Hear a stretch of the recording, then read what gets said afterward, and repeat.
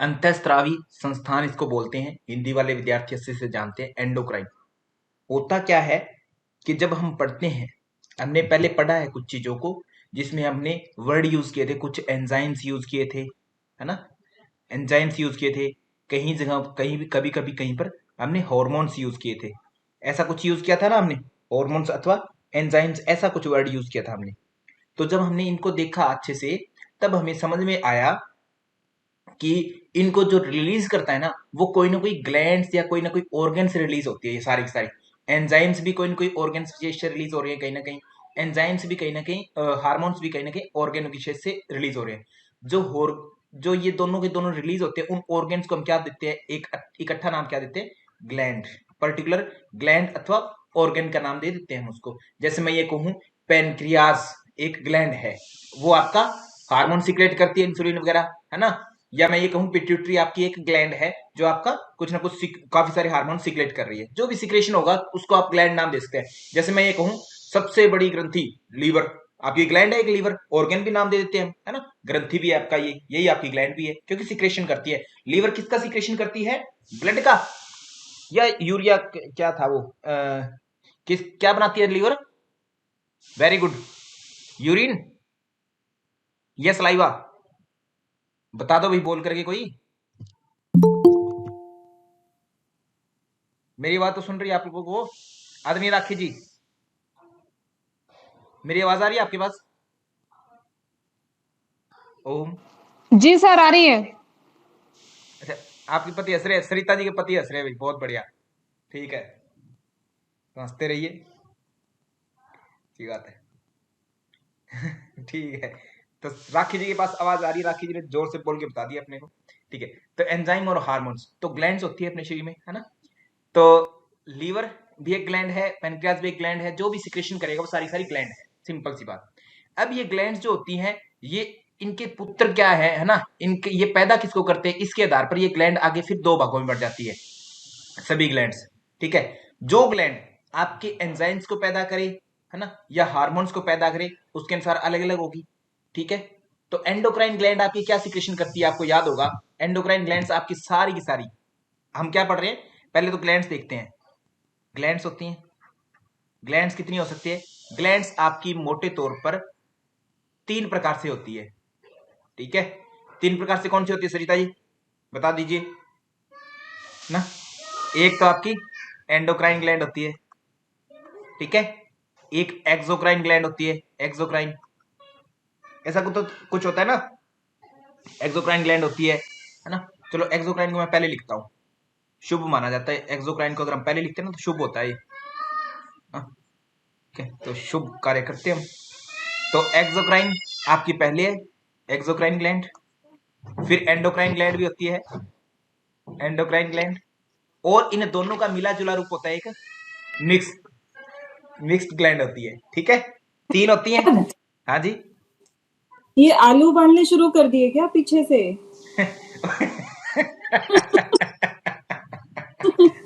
अब कौशिला जी ने अकेले अकेले पराठे कैसे खाए, मैंने भी ऑर्डर दे दिया, बनाओ पराठे बनाओ अपने लिए, है ना। ठीक है, तो ठीक है भी, किसके अंदर आती है, एंजाइम के। ये लार, लार देखो, लार आपकी किस में आती है, सलाइवा, एक तरह से सलाइवरी एमाइलेज, एमाइलेज एंजाइम्स में आया था, याद है ना, याद होगा। एंजाइम्स के बारे में बताया था मैंने कि एंजाइम होता है उसमें, कौन सा एंजाइम होता है लार के अंदर, एंजाइम होता है कौन सा, कौन सा होता है, कोई नाम होता है कि उस एंजाइम का। Ptyalin sir, very good, ptyalin. बहुत ही बढ़िया राखी, बहुत बढ़िया, है ना, ऐसे पढ़ते रहो, ठीक है।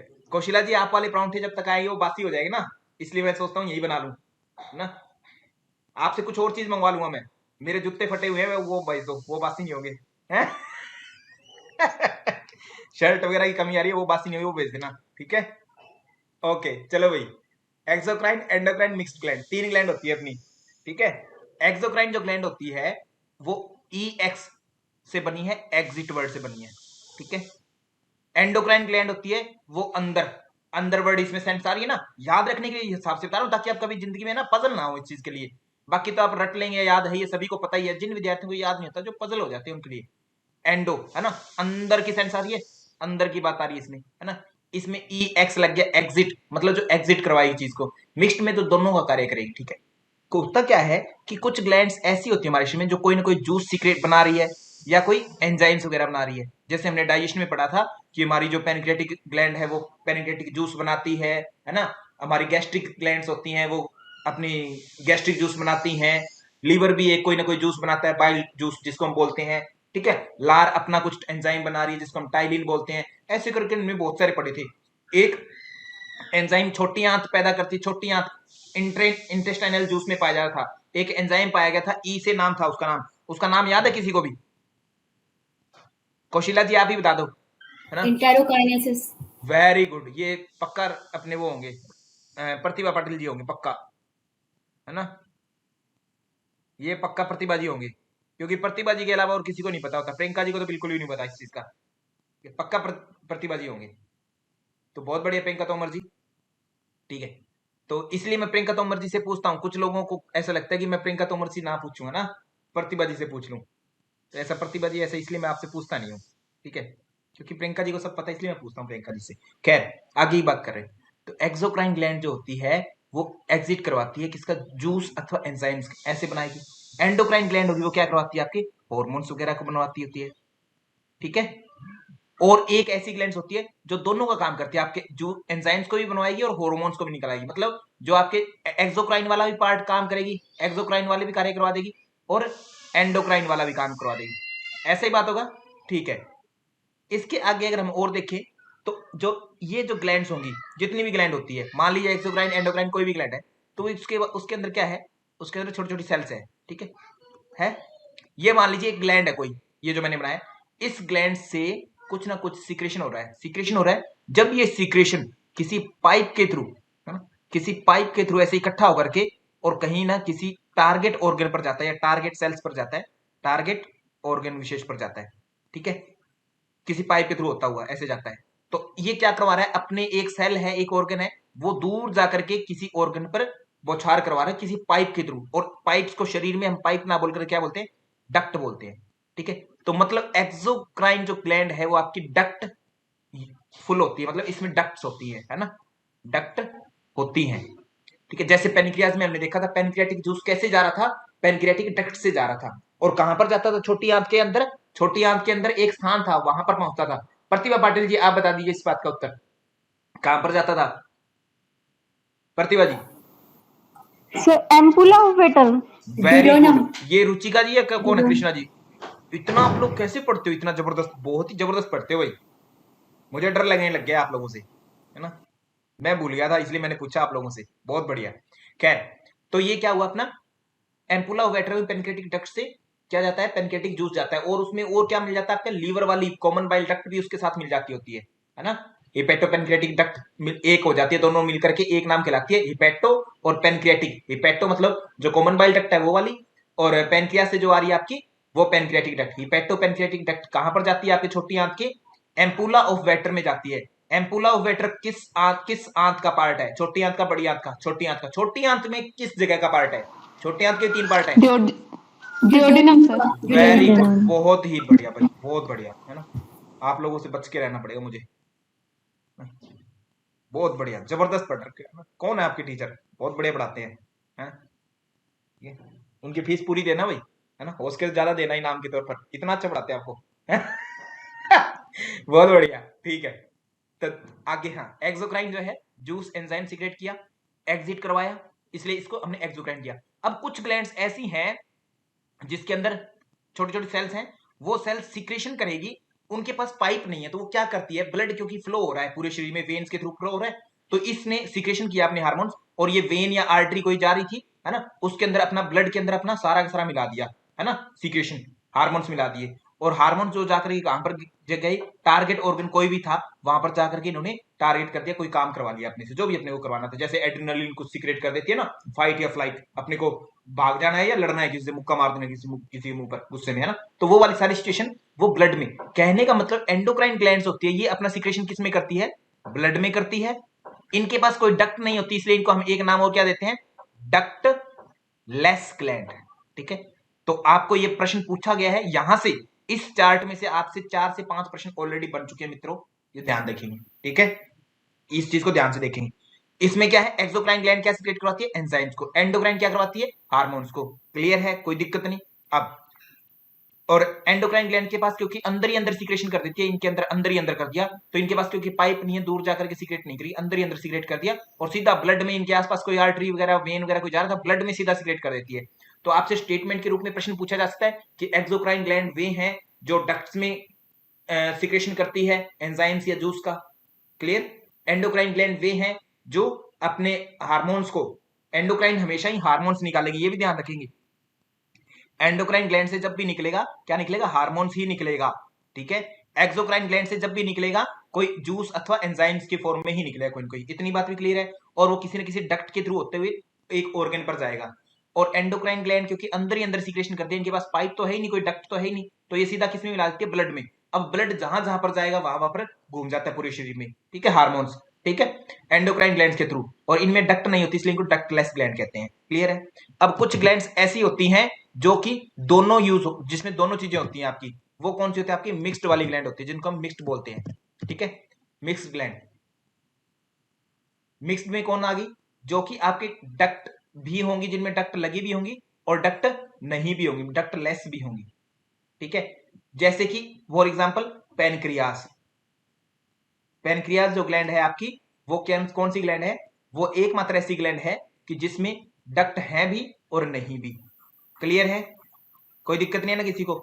ये तो अब आपसे एक प्रश्न क्या बन गया अच्छा सा, कि ऐसी ग्लैंड बताइए जो एंडोक्राइन और एक्सोक्राइन दोनों का काम करती हो, है ना। बहुत, ये एंडोक्राइन भी कार्य करती है, एंडोक्राइन भी करती है फंक्शन, और एक्सोक्राइन का भी फंक्शन करती है। प्रश्न बन गया ना। ठीक है, और एंडोक्राइन हमेशा क्या करेगी, हॉर्मोन्स को सीक्रेट करेगी, हार्मोन को सीक्रेट करेगी। एक्सोक्राइन आपका कोई ना कोई जूस बना देगी बड़े लेवल पर। इसके एक्सोक्राइन जो होती है, पाइप लगी है तो पाइप में तो बड़ी चीज जाएगी ना, तो ऑब्वियस बात है बड़ी चीजों को सीक्रेट करती है ज्यादा मात्रा में, जूसेस को, एंजाइम्स को ज्यादा मात्रा में। जैसे लार है आपके मुंह में, इतनी बनती है, बहुत ज्यादा बनती है, कौन करती है, एक्सोक्राइन। एंडोक्राइन क्या है, आपका हार्मोन सीक्रेट करती है, थोड़ा सा मिलाती है, एक बिल्कुल ऐसे चुटकी से भी बहुत थोड़ा, है ना, अंश मात्र, बिल्कुल अंश मात्र, ऐसे पता भी नहीं लगता, इतना सा मिलाती है, बट कार्य बहुत जबरदस्त करवाती है अपने से, है ना। एंजाइम्स और अपने एक्सोक्राइन का ये इससे हो गए, एंडोक्राइन के हार्मोन्स हो गए।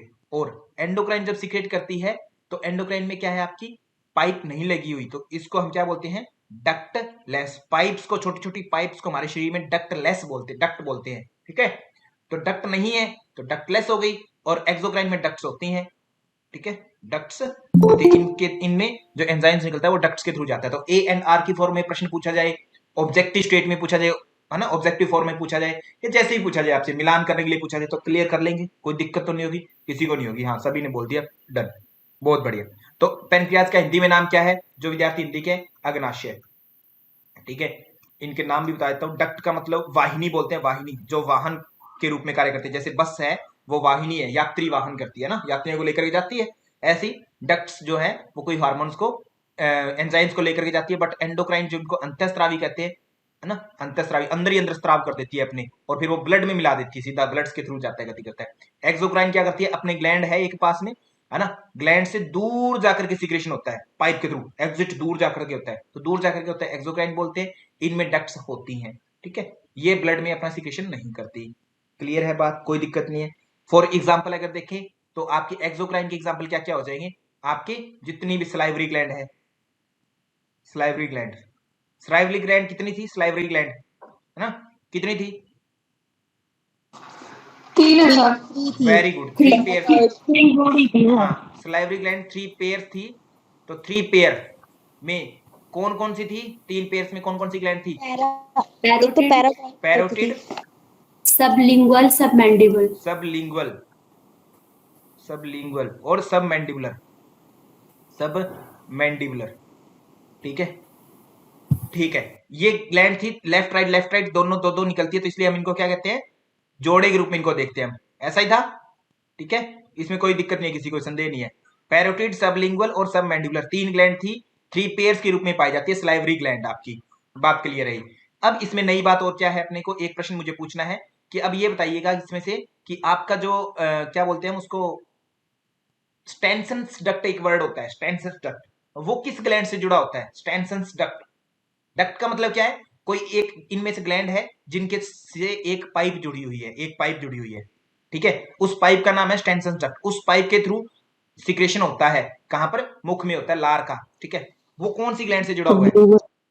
हाँ जी, बहुत ही बढ़िया राखी जी, शाबाश, बहुत बढ़िया। क्या नाम है इसका? इसका नाम है स्टेनसन डक्ट, स्टेनसन डक्ट। और ये किससे जुड़ी रहती है? ये कान के पास से जुड़ी रहती है। और कान के पास कौन सी ग्लैंड पाई जा रही है? बहुत बढ़िया सरिता जी, शाबाश। पैरोटिड, ठीक है। सबलिंगुअल जीभ के नीचे, सब मैंडिबुलर, मैंडिबल कौन सा है आपका, नीचे वाला जबड़ा, उसके आसपास से, ठीक है, ये होगी। तो कान जो पैरोटिड ग्लैंड है उससे जो डक्ट जुड़ी रहती है वो स्टेनसन डक्ट कहलाती है। याद रख लेंगे, प्रश्न आया था किसी टाइम पर आपसे। तो इतने में से अगर आप, जो आपको चार्ट दिख रहा है ना सामने, आपकी इमेजेस बनाई है ये उल्टी सीधी, जितने भी वर्ड लिखे, यहाँ से 4 से 5 प्रश्न ऑलरेडी पूछे जा चुके हैं, और शायद ज्यादा ही पूछे जा चुके हैं, वो घुमा कर फिरा कर, है ना, ऐसे, ठीक है। तो अब चले कुछ पढ़ने वाली चीजें देखते हैं। तो कहते हैं एंडोक्राइन सिस्टम हम कर रहे हैं, जिसका नाम है अंतःस्रावी संस्थान। एंडोक्राइन ग्लैंड्स होती हैं कुछ, कुछ एक्सोक्राइन ग्लैंड होती है। सबसे पहले तो एंडोक्राइन ग्लैंड है, इनसे ग्लैंड से क्या बना, अपना सिस्टम बनता है, एंडोक्राइन सिस्टम। तो एंडोक्राइन ग्लैंड्स की जब स्टडी करते हैं तो स्टडी को क्या बोलेंगे? एंडोक्राइनोलॉजी। नाम ये याद रह जाएगा, एंडोक्राइनोलॉजी। सिंपल सी बात है, कोई बड़ा बात नहीं, एंडोक्राइनोलॉजी, ठीक है। इसी के नाम से एंडोक्राइन है, एंडोक्राइनोलॉजी, क्लियर। एंडोक्राइन ग्लैंड्स जो होती है वो क्या करती है? हमेशा ही हार्मोन्स को सीक्रेट करती है। कहां पर सीक्रेट करती है? मान लीजिए एक सेल है ना, कहीं पर सेल पड़ी है, ये सेल है, एक ये सेल है ना, एक ये सेल है, एक ये सेल है, कोई ऑर्गन है, मान मैं ये सोचता हूँ ये पेनक्रियाज है मेरे पास, है ना, तो यहां पर ये सेल है, ठीक है, उसके अंदर ये सेल है, ये सेल है। इन सेल के बीच में आप देखेंगे कि बीच में छोटा छोटा गैप रह गया, छोटा छोटा गैप रह गया ना। यहां पर ये देखेंगे कि यहां पर जो है आपका हल्का फुल्का ये यहां पर गैप रह गया, जब सेल्स जुड़ी आपस में छोटा छोटा गैप रह जाता है सेल मेम्ब्रेन के पास में। तो ये सेल सारी की सारी सिक्रेशन अपना कहां करती है? ये सारी सारी सेल पेनक्रियाज के अंदर की बात कर रहा हूं। पेनक्रियाज एक ग्लैंड है, और ग्लैंड है तो उसके अंदर एक कोई ना कोई सेल्स भी होंगी। उन वो सेल जो सिक्रेशन करती है, सिक्रेशन करती है अपना सारा का सारा इस जगह पर, इंट्रा एक्स्ट्रा सेलुलर जो मेट स्थान है, एक्स्ट्रा सेलुलर मतलब सेल से बाहर का जो स्थान है, वहां पर सिक्रेशन कर देती होती है, ठीक है। वहां से सिक्रेशन करते ही ये आसपास में ब्लड जा रहा होता है, ब्लड वाहिनी, यहाँ से आर्ट्रियोल्स होते हैं, वेन्स होती है, उनमें ब्लड मिल गया और वहां से सारा का सारा पूरे शरीर में फैल जाता है, ऐसे ही होता है, ठीक है। तो एक्स्ट्रा सेलुलर जगह बता रहा था मैं क्या होती है, तो सेल के आसपास का जो स्थान होता है उसको एक्स्ट्रा सेलुलर स्थान बोल देते हैं, ठीक है। तो हमेशा ही एंडोक्राइन क्या सीक्रेट करेंगी? हमेशा ही हार्मोन सीक्रेट करेंगी, हमेशा ही जूस सीक्रेट नहीं करेंगी। और हार्मोन्स कितनी मात्रा में? बहुत ही अल्प मात्रा में, इतना अल्प मात्रा में कि आप उसको अपने हाथ पर फील भी नहीं कर पाएंगे, बिल्कुल भी फील नहीं कर पाएंगे, है ना, बिल्कुल ही कम, बिल्कुल मिलीग्राम्स में सीक्रेट होता है, बिल्कुल मिलीग्राम्स में, पता ही नहीं लगेगा अपने को है भी है नहीं, ठीक है, इतना होता है।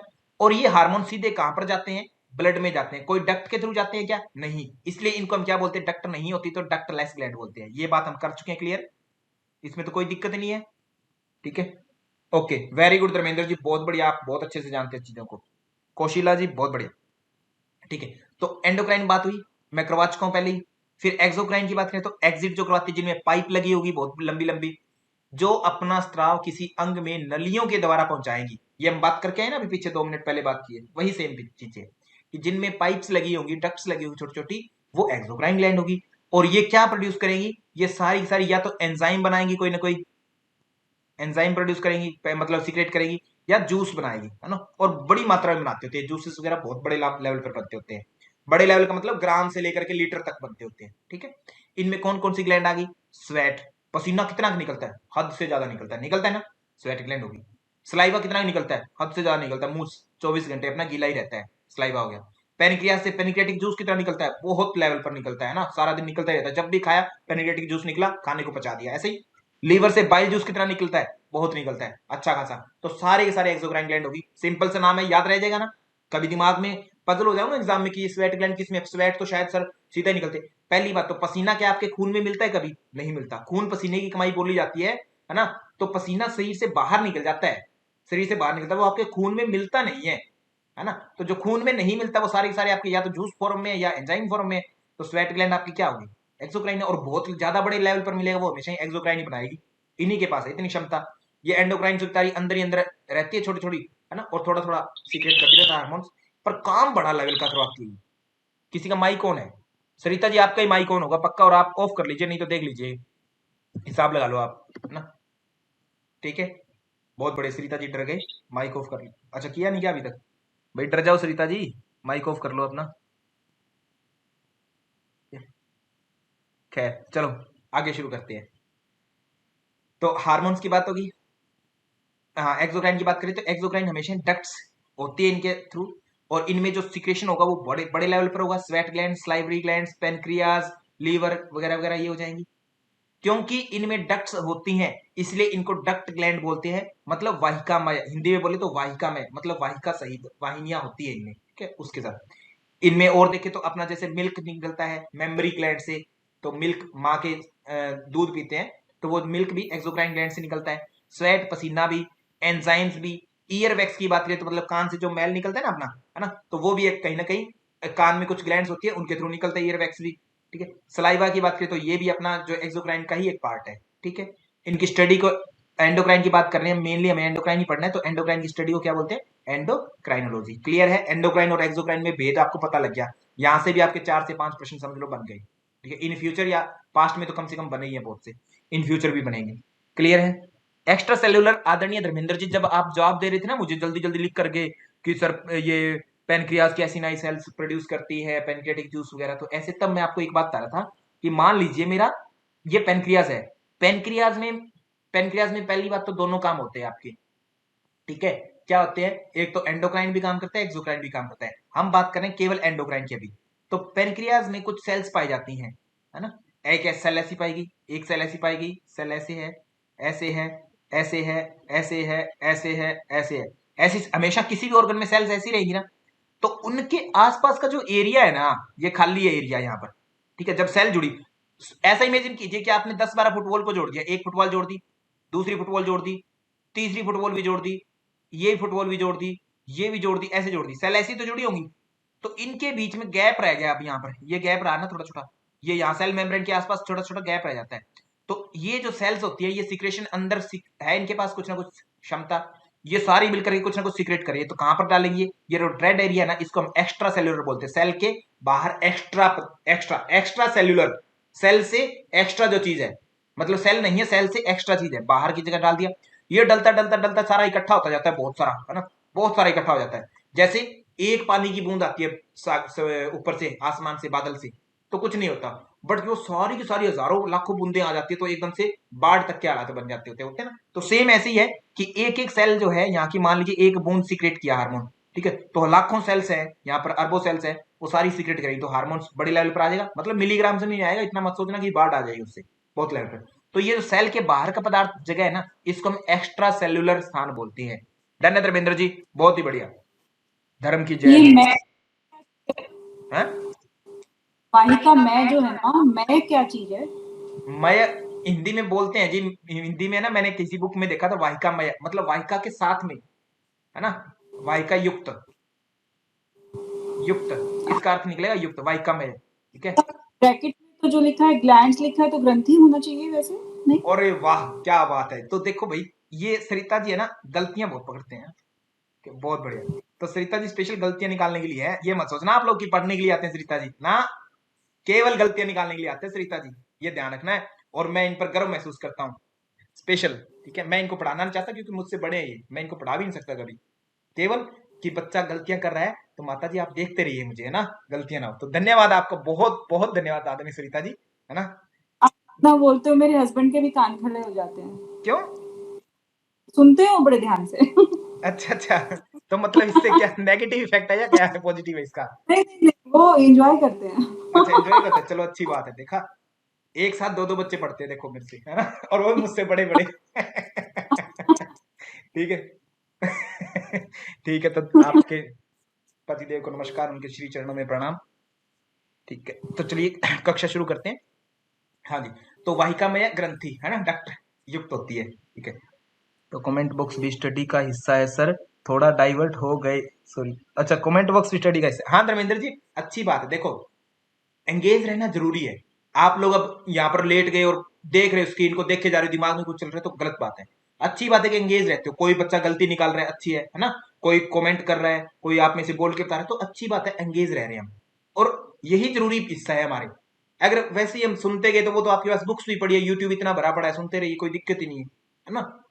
पहले के लेक्चर मेरे ऑलरेडी स्पेशल क्लासेस आपको मिलती हुई है, मिली रहती है, उनमें रही है, आपको दिक्कत नहीं। तो ये अच्छी बात है धर्मेंद्र जी, आपकी बहुत अच्छी बात है ना। और मैं कमेंट करता हूँ केवल एक हास्याजनक रूप में, आपको बुरा लगाने के लिए मैं कभी कोई बात नहीं कहता, है ना। हालांकि सरिता जी को बुरा लगाने की मेरी पूरी तहे दिल से इच्छा होती है, बट लगता नहीं है उनको बुरा, पता नहीं क्यों ना, पता नहीं किस मिट्टी से बने हुए हैं कहते जी भारत की मिट्टी से बनी हुए हैं, बहुत बड़े सरिता जी।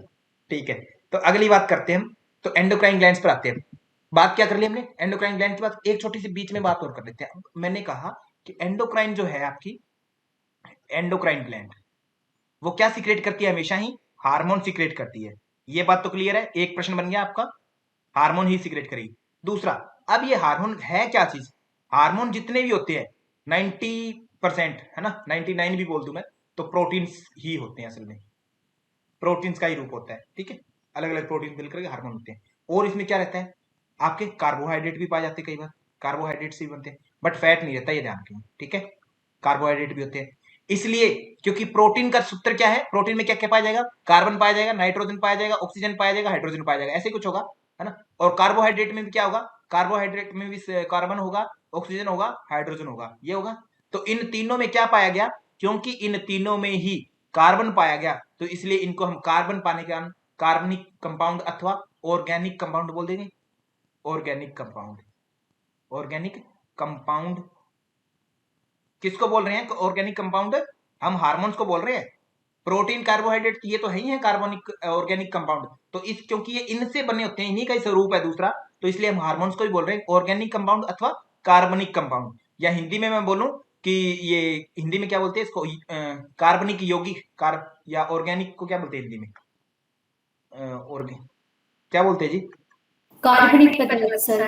कार्बनिक पदार्थ, हाँ कार्बनिक पदार्थ, हाँ हिंदी में कार्बनिक ही पदार्थ बोलते हैं इसको। वेरी गुड, बहुत बढ़िया आदरणीय प्रियंका जी। इसलिए मैं आपसे पूछता हूँ, किसी और अप्रतिभावान व्यक्ति से नहीं पूछता मैं, नाम कुछ और है और प्रतिभा है नहीं, है ना। तो कार्बनिक यौगिक, बहुत बढ़िया प्रियंका जी, धन्यवाद आपका, बहुत बढ़िया, ठीक है। और ये क्या हो गया, ठीक है, याद हो जाएगा, ठीक है। अब मेन बात क्या है, अब आपसे प्रश्न क्या आने वाला है, आपसे प्रश्न पूछा जाएगा पहले नंबर पर ये कि हार्मोन जो होते हैं मोस्टली किससे बने होते हैं। अगर आपको ऑप्शन ए की छांटना है तो हमेशा ही प्रोटीन छांटें, क्योंकि एग्जामिनर पूछना चाह रहा है कि मोस्टली किससे बने होते हैं 90%, कुछ रिमेनिंग पार्ट होता है, थोड़ा कार्बोहाइड्रेट भी इसमें हिस्सा रहता है ना। तो कार्बोहाइड्रेट, अगर दो चुनने के लिए आपके पास ऑप्शन है तो आप किस किस को चुनेंगे, प्रोटीन और कार्बोहाइड्रेट को, इन्हीं को चुनेंगे। अदरवाइज एक चुनना है तो प्रोटीन को, ये बात क्लियर होगी। दूसरी बात एक और, ये क्योंकि हार्मोन्स ऐसे हैं जो आपके थोड़ा सा पैदा होंगे और आपके शरीर में बूस्ट अप कर देंगे। जैसे मान लो आपके शरीर में कोई अच्छा हार्मोन, हैप्पी हार्मोन रिलीज हो गया, है ना। तो हैप्पी हार्मोन जैसे रिलीज हुआ, आपके अंदर खुशी आ रही, चाहे आपके अंदर कितना ही तनाव था, कोई भी घटना हुई है, जैसे ही आपको कोई हैप्पी हार्मोन आया आपके दिमाग में, है ना, डोपामिन वगैरह रिलीज हुआ, तो आपको खुशी हो जाएगी ना, है ना, अच्छा लगेगा ना, है ना। एड्रेनलिन ने कुछ गलत काम कर दिया, मान लीजिए आपके पास कोई ऐसी सिचुएशन आ गई कि अब आपको लड़ना पड़ेगा, तो या तो लड़ेंगे या भागना पड़ेगा, हार्मोन्स की योग्यता है सारी सारी। मतलब ये क्या है, एक तरह से आपके केमिकल हैं, केमिकल कंपाउंड है, केमिकल मैसेंजर की फॉर्म में बोलते हैं इसको, क्या बोलते हैं हम, केमिकल मैसेंजर के रूप में भी इसको बोलते हैं, कि ये क्या करते हैं, आपके केमिकल के रूप में होते हैं जो आपके मैसेज को पहुंचाते हैं, है ना, कहीं ना कहीं। जैसे मान लो हार्मोन सीक्रेट हुआ मेरे पिट्यूटरी से, पिट्यूटरी ने बोला पेनक्रियास को कि भाई हार्मोन सीक्रेट किया जाए, कौन से वाला, इंसुलिन सीक्रेट किया जाए, जिससे कि मेरा डायबिटीज जो बढ़ा हुआ है वो ठीक हो जाए, है ना। तो मैसेज प्रोवाइड करवाया इन्होंने, मैसेज के थ्रू काम कर रहा है सारा सारा। इंसुलिन फिर जाएगी सेल्स के पास, है ना, सेल्स को कहेगी भी तुम है ना अच्छे से ग्लूकोज को पचा नहीं रहे, ब्लड में ज्यादा ग्लूकोज होगी, तुम है ना अच्छे से पचाओ, इस ग्लूकोज को ज्यादा से ज्यादा पचाओ, ताकि ब्लड की जो ग्लूकोज बढ़ी हुई है वो कम हो जाए, डायबिटीज ठीक हो जाएगी। यही तो सारा सारा फॉर्मूला सिस्टम ऐसे ही तो करता है काम अपना डायबिटीज का। वो खैर हम आगे और देखेंगे, जब डायबिटीज हम रोग विशेष करेंगे तब हम अच्छे से समझेंगे उनको। अभी के लिए आप इतना जानिए कि हार्मोन जो होता है एक तरह से केमिकल मैसेंजर का भी कार्य करते हैं, ऑर्गेनिक कंपाउंड होता है, ये बात भी हो गई, ठीक है। और तो कोई दिक्कत नहीं इसमें, इतनी सी बात याद रख लेना। अब नेक्स्ट बात करते हैं, और अब पढ़ने वाली बातें करते हैं। कहते हैं एंडोक्राइन ग्लैंड्स जो होती हैं आपकी एक्स्ट्रा सेलुलर स्थानों में स्त्राव करती है जूसेस का, और क्या करती है, हार्मोन सीधे तौर पर कहां पहुंचाती है, आपके ब्लड में पहुंचाती है, ये बात भी हम पढ़ चुके हैं। क्योंकि इनमें ग्लैंड्स नहीं होती इसलिए इनको हम वाहिका विहीन अथवा डक्टलेस ग्लैंड बोलते हैं, ये भी बात कर ली। अब आपको देखना है सबसे इंपॉर्टेंट पार्ट कि लगभग ग्लैंड्स अपनी एंडोक्राइन होती कितनी है, होती कितनी, वेरी वेरी इंपॉर्टेंट पार्ट है, बहुत ही इंपॉर्टेंट ये वाला पार्ट। और यहां से इतना ये तस्वीर दिख रही है ना आप लोगों को विद्यार्थियों, यहां से 2 से 3 प्रश्न बन चुके हैं आपके ऑलरेडी, 2 से 3 प्रश्न ऑलरेडी बन चुके हैं और आगे और बनेंगे यहां से इस तस्वीर मात्र से।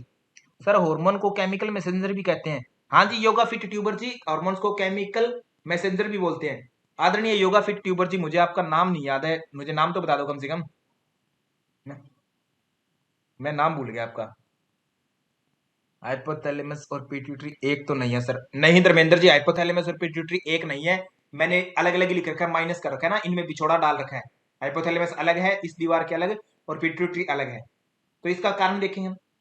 आदरणीय ममता जी है क्या? वाह बहुत बड़े ममता जी, बहुत ही अच्छा नाम सुना है, योगा फिट ट्यूबर, कितना अच्छा नाम है ना, बहुत ही अच्छा नाम। ठीक है, तो चलिए भैया आगे करते हैं।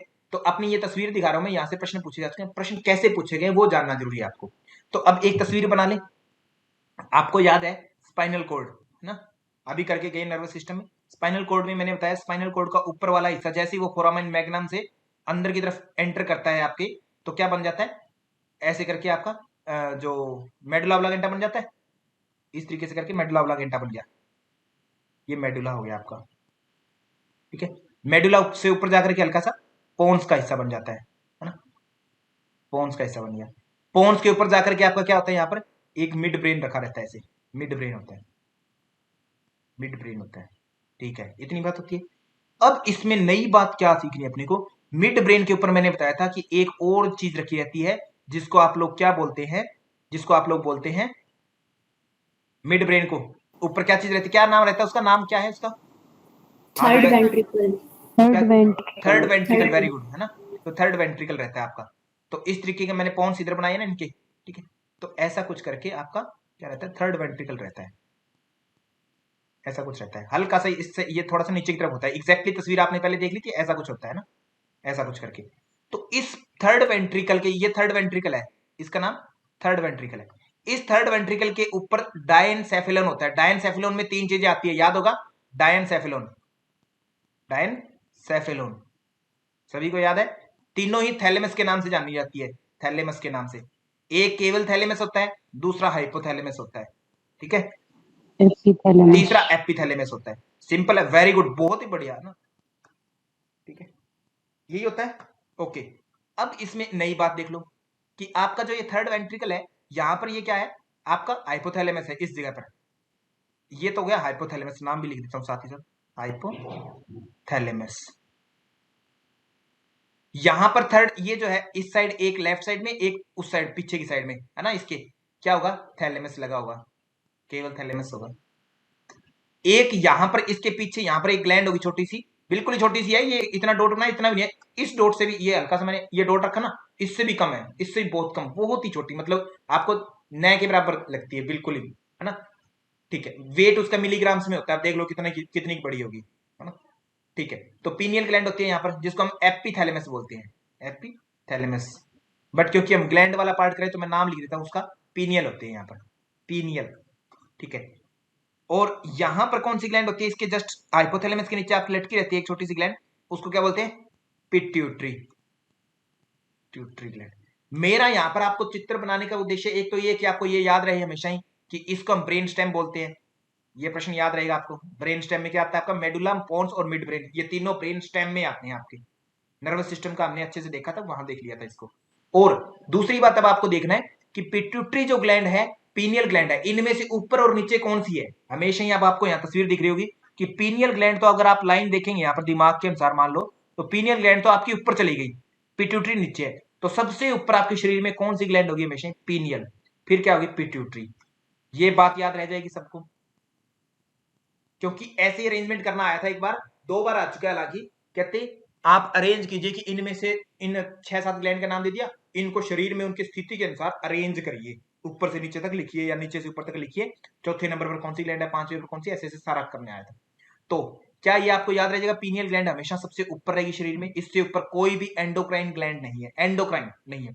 उसके नीचे हल्का सा हाइपोथैलेमस है, और हाइपोथैलेमस से जुड़ी हुई है कौन सी ग्लैंड, हाइपोथैलेमस है ना, आगे की तरफ है ये, यहां पर हाइपोथैलेमस है, हाइपोथैलेमस से क्या जुड़ा हुआ है, पिट्यूटरी ग्लैंड। बात क्लियर है ना, शरीर में इसकी अरेंज नीचे की तरफ हो जाएगी। हाँ जी, कोई प्रश्न है क्या? आदरणीय पूजा जी भी आ चुके हैं, अरे ठीक है, पूजा जी आ चुके हैं। Pineal back. भाई पूजा जी, आज मुझे लगता है मुझे क्लास बंद करनी पड़ेगी, पूजा जी आ चुके हैं ना। ठीक है धर्मेंद्र जी, धीरे धीरे काम बताएंगे, सभी का काम बताएंगे, है ना। पीनियल का भी काम बताएंगे, थोड़ा सा रुक जाओ, थोड़ा थोड़ा रुको। ठीक है, ओके। तो पीनियल ग्लैंड होगी अपनी सबसे ऊपर, फिर पिट्यूटरी होगी, ये बात क्लियर है, किसी को कोई शक नहीं है। इसके बाद में नीचे आ जाते हैं, तो नीचे कहां पर, गले में आ जाओ।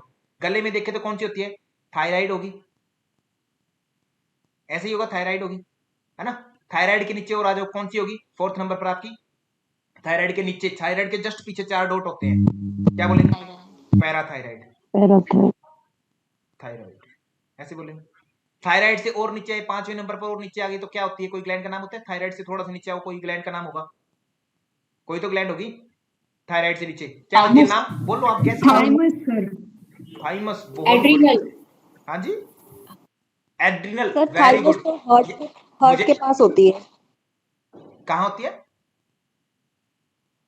एक हार्ट के पास भी तो होती है, थाइमस होती है हाँ शायद। वही होती है, हर्ट के पास, टर्नम के आसपास जो होती है, थाइमस ग्लैंड ही होती है, ठीक है, थाइमस ग्लैंड होती है, ये वही वाली है। क्लियर है पूजा जी, पूजा जी मैं सही बोल रहा हूँ ना। सर हाँ, आप पूछ रहे थे ना तो बता रहे थे। अच्छा अच्छा, थैंक यू, इसलिए मैंने कहा था मुझे आज क्लास छोड़नी पड़ेगी बीच में, क्योंकि पूजा जी आ चुके हैं। इतने दिन पूजा जी नहीं थे तो मैं कॉन्फिडेंस से पढ़ा रहा था, आज मेरा कॉन्फिडेंस टूट जाएगा, क्योंकि पूजा जी डॉक्टर हैं, एमबीबीएस कर चुके हैं पहले ही, ठीक है, ये ध्यान रखना है आपको, ठीक है। तो पूजा जी से खतरा लगता है, डर लगता है ना। और डॉक्टर कक्षा में आते हैं, मेरे लिए ये सौभाग्य की बात है, और वो भी एमबीबीएस किए हुए। धन्यवाद पूजा जी, आपने, है ना, मेरी कक्षा में आए। सर जो अच्छे से डॉक्टर होंगे ना आपके, हंसी आ रही होगी सर। अच्छा ठीक है, नहीं नहीं, वास्तव में धन्यवाद आपका बहुत बहुत, ठीक है, कोई बात नहीं। तो थाइमस ग्लैंड होगी, आगे हम बात कर रहे हैं। थाइमस से नीचे उतरते हैं, नीचे कोई ग्लैंड दिखती है क्या आपको, थाइमस से नीचे, स्टर्नम के आसपास, स्टर्नम बोन आपकी काय छाती के बीचों बीच है, उसके आसपास थाइमस है, ये ध्यान रखो। थाइमस से नीचे जो कोई ग्लैंड है, कोई भी ग्लैंड, एंडोक्राइन होनी चाहिए। एड्रीनल ग्लैंड किडनी के पास। हाँ एड्रिनल, थाइमस के जस्ट नीचे, 5 नंबर यहाँ था, मैं यहाँ पर लिखता हूँ, इधर लिखता हूँ 5 नंबर, है ना। ये आपने थाइमस लिख लिया 5 नंबर पर, थाइमस हो गया। थाइमस के नीचे 6ठे नंबर पर क्या हुई, पेनक्रियाज। पेनक्रियाज हाँ वेरी गुड। पेनक्रियाज आपकी एंडोक्राइन भी है और एक्सोक्राइन भी है, दोनों काम करती है, ये ध्यान रखेंगे। एंडोक्राइन एक्सोक्राइन दोनों काम कर रही है, ठीक है। तो बट हमें तो एंडोक्राइन चाहिए, तो पेनक्रियाज आ गई एंडोक्राइन में ना, चलेगा, ठीक है। 7वें नंबर पर क्या आती है आगे, पेनक्रियाज से नीचे आ गई, तो क्या, किडनी है, किडनी के ऊपर एड्रिनल। बहुत सी, इतनी देर से कोई बच्चा लगा होता है एड्रिनल एड्रिनल कहने, उसकी बारी आ गई भाई, है ना। एड्रिनल यहाँ होती है अपनी, है ना, किडनी के ऊपर। रीनल मतलब किडनी का नाम है, किडनी के लिए रूट वर्ड है, तो किडनी में जो ऐड हुई रहेगी वो कौन सी, एड्रिनल। तो बहुत से बार विद्यार्थियों प्रश्न सिंपल ऐसा आता है कि किडनी के पास पाई जाने वाली एंडोक्राइन ग्लैंड कौन सी है, चूज करिए, है ना। किडनी के ऊपर पाई जाने वाली, ये किडनी है, जैसे मान लो ये मैंने बना दिया यहाँ पर, है ना, ये किडनी के जस्ट ऊपर पाई जाती है, त्रिभुजाकार शेप में होती है, और बहुत इंपॉर्टेंट प्रश्न है ये आपका, है ना, बहुत से विद्यार्थियों को नहीं आता होता। तो एड्रिनल, एड्रिनल, रीनल में जो ऐड हुई होती है वो एड्रिनल ग्लैंड है। उसके बाद में इससे नीचे गए हम एड्रिनल से, तो अपने को कौन सी ग्लैंड मिलेगी 8वें नंबर पर, अपनी जनन ग्रंथियां मिलेगी एंडोक्राइन ग्लैंड के रूप में, है ना, पुरुषों में और स्त्रियों में, है ना, जिनको हम गोनेट्स बोल देते हैं, गोनेट्स ग्लैंड, ऐसा ही कुछ, ठीक है। इतनी बात होगी, और तो कोई बात नहीं होगी अब इसमें। अब इसको अच्छे से पढ़ लें, अब क्योंकि प्रैक्टिकल कर लिया, पढ़ने थ्योरी में भी चल पढ़ते हैं। तो एंडोक्राइन ग्लैंड्स की बात करें, तो एंडोक्राइन में सबसे ऊपर आपकी पीनियल ग्लैंड होगी, अगर आगे माथे की तरफ से देखे, और ये अगर दिमाग की तरफ से देखे तो ये इस तरीके से दिखता है आपको ना, साइड से लेफ्ट से, पीनियल ग्लैंड सबसे पहले, पीनियल ग्लैंड हो गई आपकी। दूसरे नंबर पर पिट्यूटरी ग्लैंड हो गई, और वो पिट्यूटरी किससे जुड़ी रहती थी, हाइपोथैलेमस से। तो इसलिए किसी एक महान विद्यार्थी ने अभी बात कही थी कि सर ये हाइपोथैलेमस पिट्यूटरी एक ही होती है क्या, हाइपोथैलेमस पिट्यूटरी एक नहीं होती कभी भी। हाइपोथैलेमस ब्रेन का एक पार्ट है, पिट्यूटरी हाइपोथैलेमस से जुड़ी रहती है, तो इसलिए मैंने हाइपोथैलेमस हाइफन पिट्यूटरी लिखा हुआ है, कि आपको याद रहे कि पिट्यूटरी ग्लैंड ब्रेन के किस पार्ट से जुड़ी रहती है, हाइपोथैलेमस से, क्योंकि ये बहुत इंपॉर्टेंट पार्ट है। क्लियर है, हाँ जी, कोई दिक्कत नहीं यहाँ पर। आगे फिर आप कहाँ आते हैं, आप गले में आते हैं। गले में कौन से होते हैं, थायराइड ग्लैंड। थायराइड ग्लैंड के जस्ट पीछे 4 डॉट्स होते हैं, वो क्या होती है, पैराथायराइड ग्लैंड, ठीक है। फिर उसके नीचे यहाँ आप स्टर्नम पर आ गए, ये जो लिखा हुआ आपको, है ना, स्टर्नम की बात करें तो स्टर्नम के पास क्या होता है, थाइमस ग्लैंड होती है, यहाँ पर ये दिख रही है थाइमस ग्लैंड, ठीक है। अरेंजमेंट आपको अपने आप पता लग जाएगी, याद रहिए। थाइमस ग्लैंड से आप नीचे गए तो पेनक्रियाज की ग्लैंड आती है। पेनक्रियाज में कौन सी ग्लैंड होती है? पेनक्रेटिक आइलेट्स होते हैं, आइलेट्स ऑफ लैंगरहैंस। ये वाला पार्ट एंडोक्राइन का काम करता है। एक्सोक्राइन ग्लैंड का काम कौन सा पार्ट करता है पेनक्रियाज का? उसका नाम कुछ होता है कि सेल्स वगैरह का? Aside cell. बहुत ही बढ़िया, पूजा जी ने बहुत ही अच्छा उत्तर दिया है ना। एसआई सेल है ना, जिनको हम असल में क्या बोलते हैं पूजा जी? एसिनाई बोलते हैं। यहाँ पर मैंने बच्चों को एसिनाई बता रखा है, गलत हूं तो मुझे माफ कर देना है ना, मैंने बच्चों को एसिनाई बता दिया। वैसे एमबीबीएस में एसीआई एसीआई बोल देते हैं, है ना। पूजा जी मैं सही बोल रहा हूँ ना? अगर गलत हो तो कृपया बता सर दीजिए। आप ही ठीक बोल रहे होंगे सर। अच्छा अच्छा ठीक है, धन्यवाद पूजा जी, मुझे आपने ठीक किया, आपका इतना बड़प्पन है ना, मुझे आप ठीक कहते हैं। ठीक है, pancreatic islets, islets of Langerhans, ये वाला पार्ट जो क्या करता है? एंडोक्राइन का पार्ट काम करता है, एंडोक्राइन का, ये याद रखेंगे, इंपॉर्टेंट पार्ट है। और एसिनाई वाला पार्ट है, एसिनाई सेल्स होती है, वो एक्सोक्राइन का काम करती है। बहुत इंपॉर्टेंट पार्ट है ये, प्रश्न बन जाएगा इससे घूम करके, ए और आर की फॉर्म में अच्छे से प्रश्न बन सकता है इससे। ठीक है, फिर उसके बाद में आपकी आती है पेनक्रियास से जस्ट नीचे देखो किडनी आ गई। किडनी के ऊपर मैंने बताई कि तीन आपकी त्रिभुजाकार दो ग्लैंड होती है, एक ग्लैंड लेफ्ट किडनी पर एक होगी, राइट पर एक होगी, तो दो ग्लैंड हो जाती है एड्रिनल, है ना। तो किडनी पर जुड़ी रहती है, तो एड्रिनल ग्लैंड, जिनको सुप्रारीनल भी बोलते हैं। सुप्रारीनल क्यों बोला? क्योंकि जैसा कि हमारे ये एमबीबीएस साहिबा बता रहे हैं कि जो आपकी किडनी होती है ना, किडनी इस तरीके से होती है ना, उसके अंदर इस तरीके से जाती है, इसके ऊपर आपकी क्या, किडनी के ऊपर क्या पाई जा रही है? ग्लैंड पाई जा रही है। तो किडनी में क्योंकि एड है ये, है ना, जुड़ी हुई, तो एड्रिनल बोल दिया इसको। नाम याद रख लें, क्योंकि आपको कल को एक नाम नहीं मिलता, दूसरा नाम नहीं देता एग्जामिनर फंसाने के लिए। तो दूसरा नाम क्या है इसका? सुप्रारीनल, मतलब सुपर, किडनी से ऊपर है ना, तो इसलिए सुपर बोल दिया, सुप्रा, है ना, रीनल, कि किडनी के जो ऊपर है, मतलब किडनी से जो सुपर है ना, ऊपर है, वो कौन सी? सुप्रारीनल। दोनों नाम हो गए, क्लियर है। तो एड्रिनल अथवा सुप्रारीनल बोले तो कहां पाई जाएंगी? किडनी पर पाई जाएंगी ग्लैंड, ये दोनों एंडोक्राइन। हम एंडोक्राइन की बात कर रहे हैं, सोचने वाली बात है, लीवर नहीं रखा। तो लीवर क्यों नहीं लिखा? क्योंकि लीवर में से जो डक्ट आती है वो पाइप के थ्रू आती है, और पाइप जब लग जाएगी तो वो कौन सी हो जाएगी? एक्सोक्राइन हो जाएगी, इसलिए अपने को लीवर नहीं लिखना है यहाँ पर। बात क्लियर है? बेटा का अल्फा सेल्स से धर्मेंद्र जी क्या पूछ रहे हो आप? एसिनाई बोलते हो ना, एसिनाई बोलते हैं sir Dharmendra ji, exocrine part को धर्मेंद्र जी एसिनाई सेल बोलते हैं पेनक्रियाज में। ठीक है, एक्सोक्राइन वाले पार्ट में एसिनाई सेल्स होती है, एंडोक्राइन पार्ट में आइलेट्स ऑफ लैंगरहैंस होती है पेनक्रियाटिक डक्ट में। ठीक है, और क्या बोल रहे हैं? अल्फा सेल से ग्लूकागोन का सिक्रेशन होता है सर। हाँ जी बिल्कुल, और बताओ। ठीक है, अभी तक आपकी सारी बातें सही है, पहले बोलते रहो, कोई दिक्कत नहीं है। बीटा का भी कंफर्म करो सर। देखो धर्मेंद्र जी थोड़ा सा वेट कर लो, है ना, सिस्टमेटिक तरीके से चलेंगे तो अच्छा रहेगा ना।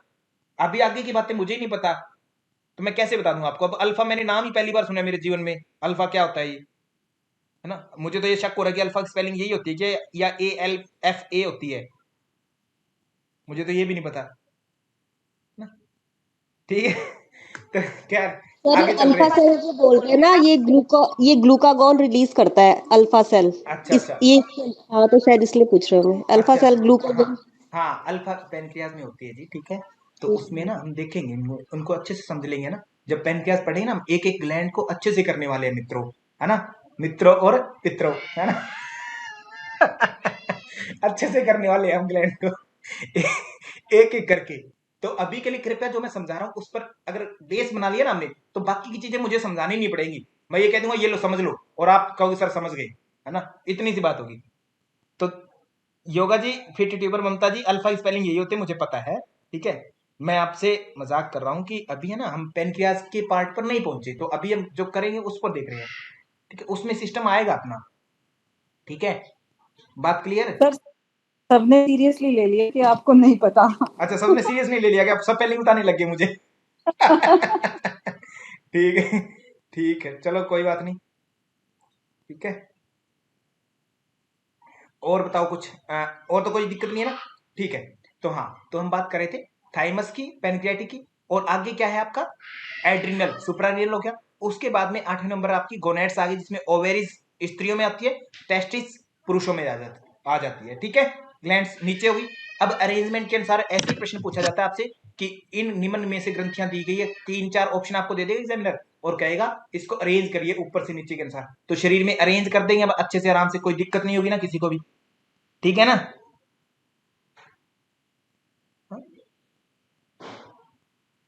धर्मेंद्र जी क्या हो गया? अच्छा अच्छा, कहते रामदेव जी डायबिटीज के लिए बहुत ज्यादा बोलते हैं, ऐसे बोल रहे हो क्या धर्मेंद्र जी? आप तो आएगी ना उसकी बारी, पेनक्रियास की इंसुलिन की बात आएगी, है ना?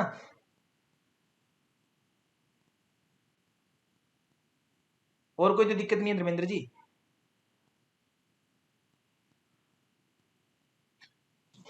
हेलो हाँ जी।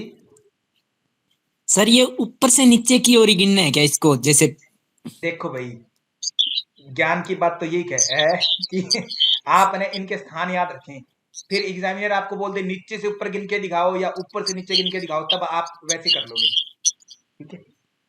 नहीं सर, जैसे चक्रों को हम नीचे से ऊपर की ओर गिनते हैं, ओहो वाह, क्या बात है, बहुत ही बढ़िया बात इसलिए कह दी। पूछा सर। हाँ, चक्रों को तो स्पेशली कहते हैं ना, सूत्र के अनुसार चलते हैं, चक्रों में हम सूत्र के अनुसार चलते हैं ग्रंथों में, ठीक है? शास्त्रों में, योगी ग्रंथों में सूत्रों के अनुसार चलते हैं। सूत्र में क्योंकि पहला चक्र मूलाधार को कहता है, कहता प्रथमा आधारे, कहता प्रथम चक्र आधार, आधार में आपके बेस में, दूसरा द्वितीयम स्वाधिष्ठान, ऐसे बोलते हैं। तो चक्र हमेशा नीचे से काउंट होंगे आपके ग्रंथों के अनुसार, योगिक शास्त्रों के अनुसार।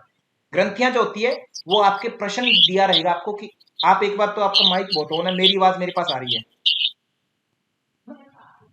ठीक है? तो इसमें आपको स्पेशल दिया रहेगा एग्जामिनर की तरफ से कि आप ये बताइए कि आपकी जो ग्लैंड्स है ना, वो शरीर में ऊपर से नीचे दिए, नीचे क्रमानुसार अरेंज करिए, ऐसा प्रश्न आएगा, ठीक है? ऐसा ही प्रश्न आया हुआ है 2 बार, तो उनको अरेंज कर दोगे आप आराम से, कोई दिक्कत तो नहीं है इसमें, है ना? ठीक है। तो धर्मेंद्र जी, राखी जी हंस रहे हैं, वाह राखी जी, एक बार हंस के दिखा दो ना, सच में बच्चे खुश हो जाएंगे आपकी स्माइल सुन करके। आदरणीय राखी जी, कम्युनिकेशन स्किल सबसे बेस्ट है भाई राखी जी का ना। सरिता जी को तो कुछ भी नहीं है, ठीक है? सरिता जी तो समझ लिए बच्चे हैं उनके आगे, ठीक है? ये समझ लो, ठीक है? तो भाई चलो आगे शुरू करते हैं। इतनी बात क्लियर होगी ना सभी को, कोई दिक्कत तो नहीं है? ठीक है। सर हाँ जी। सर ये 6th और 7th को दोबारा बता दो। 6th और 7th, ठीक है। तो हम चलते हैं फिर से, ग्लैंड्स का लोकेशन देखते हैं, ठीक है? तो विद्यार्थियों कक्षा से जाना मत, अगर कोई ऐसे लगे कि जय तो हो गया, एक क्वेश्चन और पूछना है मुझे आपसे, है ना? पीवाईक्यू से एक क्वेश्चन भी पूछ लेंगे लास्ट में, जाना मत अभी, ठीक है? तो पहले सबसे ऊपर पीनियल होगी हिमानी जी, दूसरी अपनी पिट्यूटरी होगी जो हाइपोथैलेमस से जुड़ी हुई है, इसलिए मैंने हाइपोथैलेमस के आगे पिट्यूटरी लिखा है। तीसरी थायराइड ग्लैंड हो गई, गले में है, और इसी के पीछे क्योंकि पैराथायराइड है, ये 4th नंबर की हो गई, है ना? 5th नंबर पर आपकी थाइमस होगी, जो आपकी कहां पर पाई जा रही है? हार्ट के आसपास, जो स्टर्नम हड्डी के आसपास पाई जा रही है, ठीक है? छठी जो है कहां है? पेनक्रियाज पे पाई जा रही है। पेनक्रियाज क्योंकि एंडोक्राइन भी है, एक्सोक्राइन भी है। जो एंडोक्राइन वाला पार्ट है पेनक्रियाज का, उसको हम किस रूप में जानते हैं? एंडोक्राइन वाले पार्ट को आइलेट्स ऑफ लैंगरहैंस, एंडोक्राइन। इसमें अपनी 4 प्रकार की सेल अलग अलग हो जाती है, अल्फा बीटा गामा ना डेल्टा, ऐसे सेल्स अलग अलग हो जाती है अपनी, ठीक है? उस कारण से एंडोक्राइन सेल, वो खैर आगे का पार्ट है, अभी आप इतना ही ध्यान रखो, एंडोक्राइन मतलब पेनक्रिया सेल है, बस इतना ही। पेनक्रिया सेल भी एंडोक्राइन है, इतना नाम याद रखो। वो जब हम डेप्थ में पढ़ेंगे ना आगे, तब बाकी चीजें खोल लेंगे, है ना? इनकी धर्मेंद्र जी की बातों पर ध्यान मत दो, इनको कुछ भी नहीं पता, ठीक है?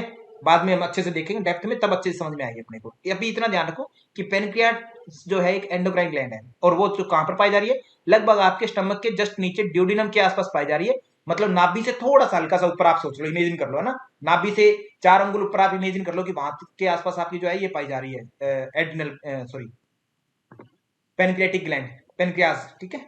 फिर आपके आते हैं 7th नंबर पर एड्रीनल। रीनल वर्ड जैसे कि कहते हैं, डॉक्टर साहब कह रहे थे अभी, एमबीबीएस पूजा जी, कहते हैं रीनल का मतलब किडनी होता है, ठीक है? तो किडनी है, तो किडनी में एड जो हुई रहेगी, उस नाम, उस ग्लैंड को क्या देंगे हम? एड्रिनल नाम देंगे। किडनी के ऊपर हल्की हल्की त्रिभुजाकार ऐसे ऐड हुई रहती है, और इन्हीं को सुप्रा रीनल बोलते हैं, क्योंकि ये रीनल से ऊपर है, मतलब किडनी के ऊपर है, सुपर है ना? तो ऊपर है तो सुप्रा रीनल भी बोल दिया, सुप्रा, सुपरा, सुप्रा, और रीनल, RENAL, क्योंकि किडनी के ऊपर है सुप्रा रीनल, ठीक है? किडनी से ऊपर, ठीक है? फिर आपकी 8th नंबर पर है गोनैड्स, जिनको हम लैंगिक लैंगिक ग्रंथियां बोलते हैं, ठीक है? तो इनमें क्या रहती है? आपके पुरुषों में टेस्टिस होते हैं और स्त्रियों में ओवेरीज होती हैं, ठीक है? क्लियर बात आदमी Himani ji? Yes sir. Okay done, ठीक है। इसमें अभी तक कोई दिक्कत नहीं है इतनों में। अब आज के आगे मैं कुछ प्रश्न पूछ लूं आपसे, 1-2 प्रश्न पूछ लेते हैं। हालांकि मैंने पढ़ाने का सोचा था बहुत कुछ, पर पढ़ा तो नहीं पाया, खैर कब कल पढ़ाएंगे। अभी ये प्रश्न का उत्तर दीजिए, ये प्रश्न हम कर चुके हैं क्या? चलो फिर भी एक बार उत्तर दे दो इसका। ये कर चुके हैं, सर हो गया। ठीक है, हो चुके हैं। चलो कोई नहीं, पूजा जी आप नहीं आए थे कक्षा में, आप ही बता दो इसका उत्तर। तो मैं ही सर बता इसमें देता। ए भी ठीक है, बी भी ठीक, मतलब सेकंड वाला भी ठीक है, बट हाँ, व्याख्या सही नहीं है, व्याख्या सही नहीं, क्योंकि ये अंतरायों की व्याख्या कर रही है। क्या?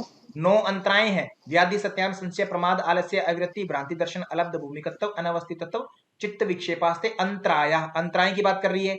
बट हालांकि अंतराय योग में बाधक हैं, सही बात है।